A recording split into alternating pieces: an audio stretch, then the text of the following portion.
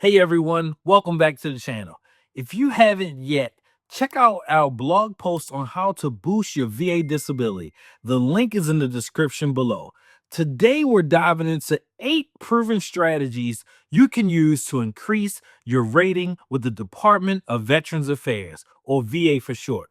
Whether your condition has worsened, you've got a secondary condition, or just feeling your current rating doesn't reflect your lived experience, this one is for you. Now, let's get into it. So, first, why bother filing to increase your VA rating?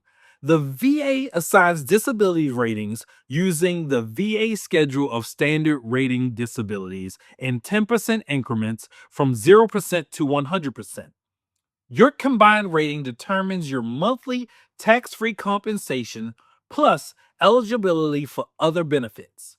If your condition has worsened or you've developed something secondary to your service-connected disability, your current rating may not reflect your actual impairment.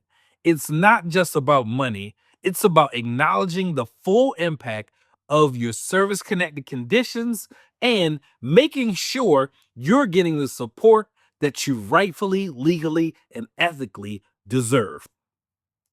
The VA uses the VA SRD to rate each service-connected condition.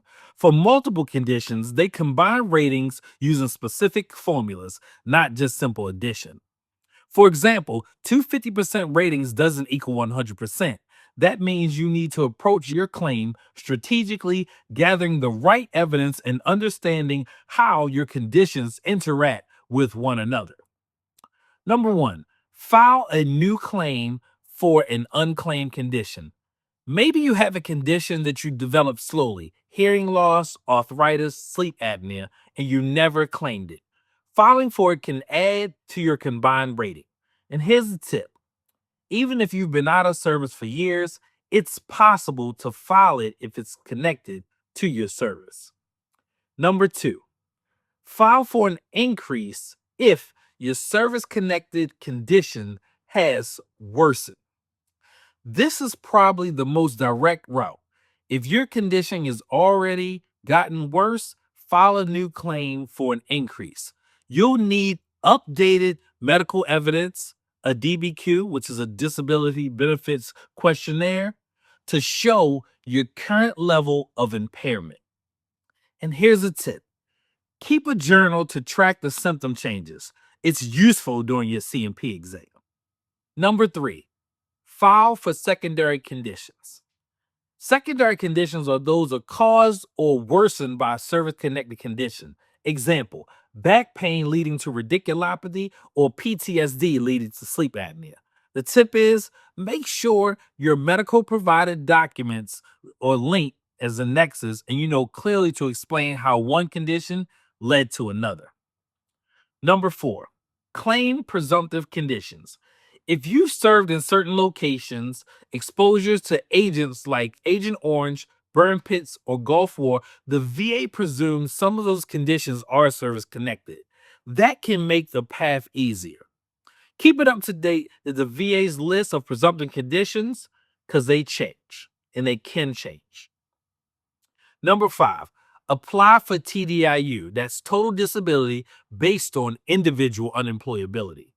If your service-connected disabilities prevent you from holding a steady, substantially gainful job, you may qualify for TDIU and receive compensation at the 100% rate, even if your combined rating is below 100%. Number six, file a claim for service connection via an aggravation.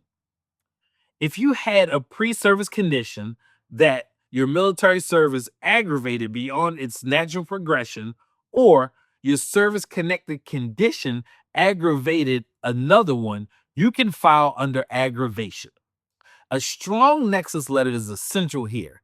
That's the beyond the normal progression link that must be clear.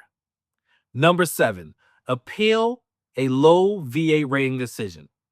If you believe the VA's decision underrated your condition, you have your rights to appeal. Supplemental claim, higher level review, or appeal to the Board of Veterans Appeals, BVA. New and relevant evidence can strengthen your appeal. Don't assume the same evidence will do it. And number 8, file for a special monthly compensation or SMC. SMC is an additional benefit for veterans with specific combinations of disabilities, loss of use of limb, blindness, housebound status, need for aid and attendance, etc. And here's a tip. Even if your standard rating is only X percentage, you may still qualify for an SMC if your impairment is extreme in a particular way. So, beyond what you claim, how you claim it matters. Here are some keys and tips to that. Organize your evidence and clearly label your records. Highlight the most relevant parts of your medical records. Prepare for your CMP exam. Know what's being evaluated. Be honest about your symptoms and give context. Track your symptoms over time with a journal. Include supporting statements from family, friends, or coworkers describing how your condition impacts your daily life. Submit updated exams or DBQs to show your current severity. And there you have it. 8 powerful strategies to increase your VA disability rating and the tips to approach it in the right way. Check out the blog post, and the link is in the description below for full details, frequently asked questions, and downloadable resources. If you've got questions or you want us to cover something specific, like a different topic, like TDIU or appeals, drop it in the comments below. Thanks for watching, and here's to making sure your rating reflects the full value of your service.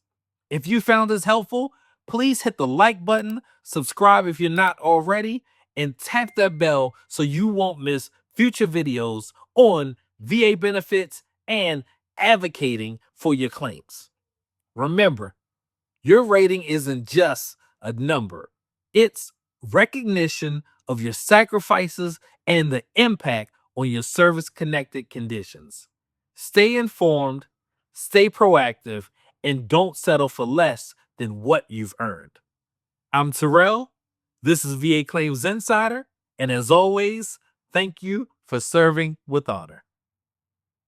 This business is not sponsored by or affiliated with the United States Department of Veterans Affairs or your state's Department of Military and Veterans Affairs or any other federally chartered veterans service organization.